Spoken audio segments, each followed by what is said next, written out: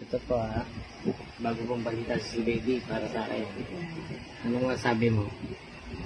Hindi siya lalabas. Nang ilang? Isang taon. Dito lang sa kwarto. Dito lang siya. Kwarto. Hindi. Sa bahay ng kulungan. Sino bibili ng pagkain? Kami. Kayo. Ikaw. Kung kami, ikaw lang. Kami. Ikaw lang. Kami. Hindi po ako lalabas sa kwarto dito lang ako. Mm. Tandaan niyo pa yan. Isang taon. Naka-live dito tayo ngayon Ipapost ko sa Facebook to pag nagkamali talaga ito. Tignan mo.